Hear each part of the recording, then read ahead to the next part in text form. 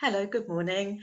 As part of World Wellbeing Week, I'm doing a series of conversations with people about how they cope with their well-being and any tips that they can share for others during this week and during this time.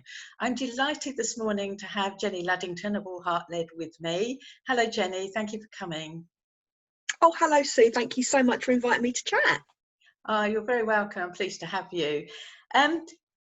During the time of lockdown, everybody seems to have been experiencing a yo-yo of emotions, daily or weekly or all odd times with it coming in. Have you found that yourself, and how have you coped with that if it's happened to you?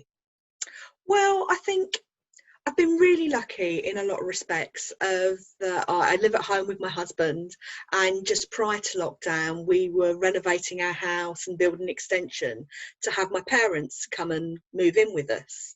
And my son had been teaching out in China right up until the end of January. He was touring the Philippines for a couple of weeks when COVID hit off, and he said, "Mum, I'm coming home." So I've been so privileged that I've had all of my family around me all of the time that we've been in lockdown. Yeah. And I know that they're safe, and there's always someone to talk to if I need to. But like a lot of people, this thing has hit us in waves. One moment we're riding the crest, and the next minute that we're down.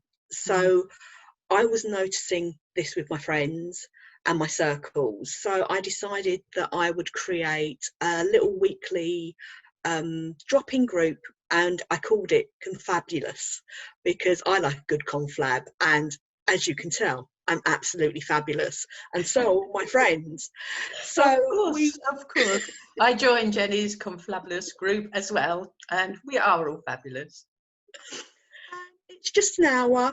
Sometimes there's 6 or 8 of us. Other times it's just a one-on-one. It's just a space that's there for people if they need to check in, and within that we sort of check in, we chat, and we check out sort of coping skills within the group.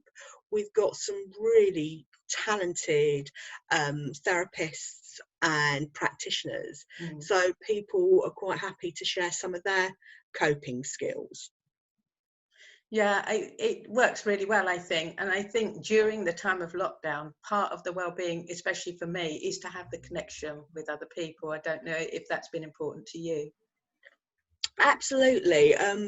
One of the things that I think Zoom had been on my peripheral ideas at the time. Oh, that must be something. But obviously necessity is the mother of invention. So I've been really lucky that I've been able to take all of my groups and all of my circles and all of my practice and just put it online over Zoom sort of thing. So I facilitate the Folkestone Red Tent. I do a women's ceremonial group. I even do a book club, which is on the theme of well-being. And we've been able to take all of that and just plonk it online. And it's not the same as meeting up face to face, but it's better than a whole lot of nothing. It's also made it really accessible. I mean, so you run the Holistic Huddle. Now that would be on my day job working days sort of thing. So I hadn't been able to attend prior to lockdown. But now what I do is I take an early lunch, I stick on my headphones, and I come and join you for an hour or so, and it's absolutely fantastic. And having a disability myself, I have epilepsy, so I don't always get the opportunity to travel further afield. So it's been absolutely perfect as a medium for connecting with people. Yeah, it's been great, hasn't it? I mean, the Holistic Huddle has worked really well on a Friday morning. I think people have enjoyed that with our speakers. We've had a variety of speakers. Can you tell us about Red Tent, Jenny? Oh, certainly. Red Tent. They're run by women for women. The Folkestone Red Tent is an inclusive red tent, so we're also open to trans women and people who would identify as non-binary. And it's about offering support. So we usually have a sharing circle where we can talk about what's going on in our lives. I find that women are often juggling many, many roles. We may be mothers, lovers, wives, we may be carers, we may be doing a day job. And quite often that pulls us in a lot of directions, and we don't very often have time for ourselves. No, And in I Red think Tent, a really important point there about finding time for ourselves. So red tent works really well there. yeah, and it's fantastic. And again, we get women from all walks of lives, Mm. and it's just a couple of hours, time out. One of the important things about the Red Tent is it's not a place where you go to get advice. So in our sharing circle, we're very quick in our society, and coming from a place of caring, that we want to jump in and we want to advise people because we don't want to see them suffer. Mm. But quite often one of the tenements of the Red Tent is that you're just to speak and be witnessed. Yeah. Yeah, and there's a lot to be said for that, just to get it out there, because if you keep silent and keep it all trapped inside, that's when it has so much power over you. Sometimes if you can just get it out and get out what's worrying you, get out what's troubling you, you don't necessarily want anybody to tell you what to do or to solve things. It's just getting it out there. And I think just voicing it makes all the difference. Oh, absolutely. Mm, mm. So have you got anything with your, how did you find your well-being personally during lockdown then? Seeing as you had all your family around you, did that pose you problems? I know it's a lovely thing to have your family all around you, but how did you find that work for you? It worked really well, and also I have other practices that I do on a regular basis. So I'm a Heal Your Life teacher and a journaling coach, and I think journaling gives me that space away from the loving embrace of my family. So if I've got things that I'm worried about, I trained with the lovely Sue Allsworth, who wrote the Journal Journey book and card series. So there's privacy that you can find just between you, a pen, and a notepad. So I probably journal most days in the mornings. I'll wake up and I'll do a couple of morning pages where you just free write. I've got cards that I will use for journaling prompts. Interestingly enough, if you just wait there 2 seconds, this was the card that I pulled today, which was voice. So it's quite nice to be doing today. And it was, you can always speak your truth when you choose to. It's up to you. No one can really silence you unless you allow them to.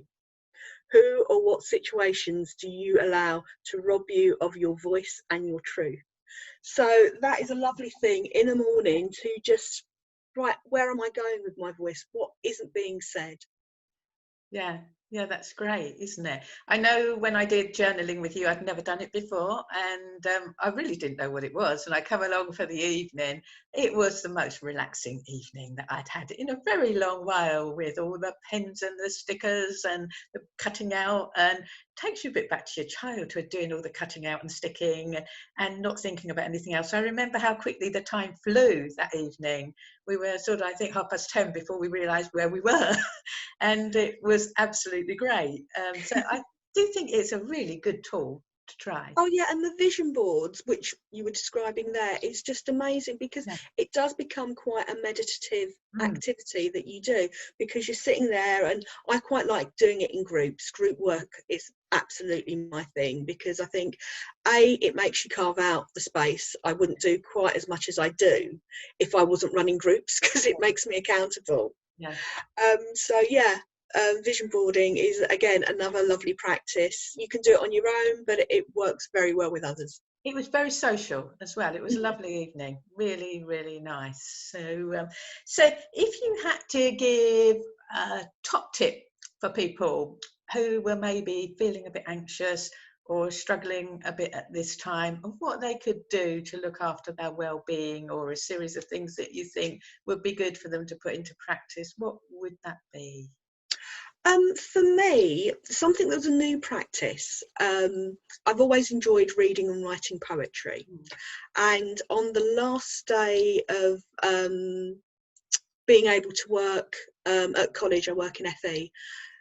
Before we went into lockdown, we had been making food packages for our most vulnerable students. Oh, And I went home, and it was during National Poetry Writing Month, and I wrote a little haiku about that day. And I have been writing a haiku every day the entirety of lockdown. So today will be day 93. Oh, So in terms of a tip, I think having a creative practice, whatever that looks like to you, for me, quite often it's writing or poetry, but for other people, it will be drawing or painting or crafting, and just having that kind of outlet to create something, to release the tensions that you're feeling, or to celebrate something. You know, some of the haikus have been hysterically funny, and they've really captured a moment in the day. I think one of them that really made me laugh was my mum on Easter morning kept telling people where Dad had hidden the eggs, and I really think that'll be something fabulous to look back on when all this is over, and a distant memory to think, actually, what did I do in that time? You know, how many banana loaves did I make? Yeah. So how do you write a haiku? Right, a haiku is really, really complicated, and I know we don't have a huge amount of time to unpack it all. It's very short, isn't it? It's a very short Japanese poetic form. So it's 7 syllables. Sorry, no, it's 5 syllables, 7 syllables, and 5 syllables. And is that the 3 lines? Over 3 lines. Is so it always 3 lines? always 3 lines. Yeah. And usually they're nature-based. Right, okay.